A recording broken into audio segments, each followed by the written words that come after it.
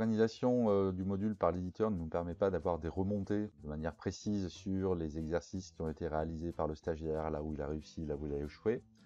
Mais cependant, donc, ce qui va nous intéresser, c'est vous de pouvoir vérifier entre ce que vous avez prescrit via le tableur Excel et la progression qui est faite par le stagiaire dans son module.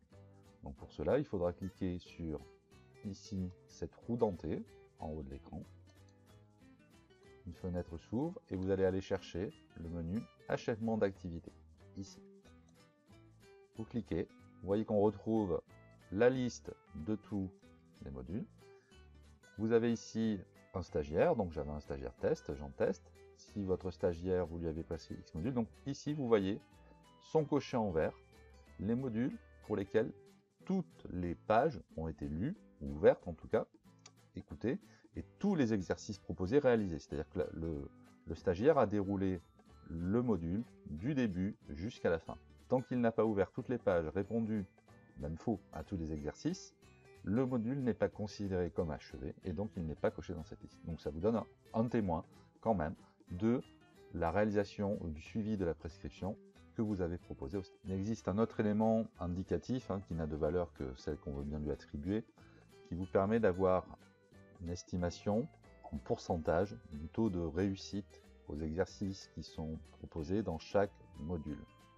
Donc, par exemple, pour le stagiaire Jean Test, à qui j'ai proposé via mon tableau d'Alia Excel, j'ai proposé dans le domaine à la poste à la banque de suivre le module ouvrir un compte bancaire. Donc si j'accède à ce module, au-delà, au lieu d'entrer ici moi comme un stagiaire, ici j'ai un onglet rapport.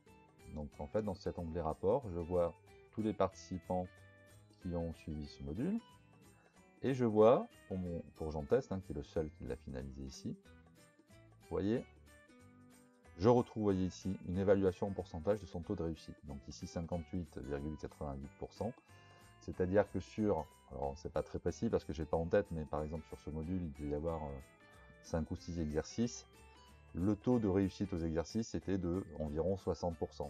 Cette moyenne, en fait, ce qu'elle s'établit en fonction de la réussite aux exercices. Donc il y a des exercices où il n'a pas réussi et des exercices où il a réussi. Donc là, c'est tout simplement, il n'y a que deux alternatives, c'est juste ou faux. Donc on voit que quand même, il a réussi un peu plus que la moitié des exercices, puisqu'on est sur une moyenne supérieure à la moitié. Mais vous voyez, ça n'a qu'une valeur tout à fait relative.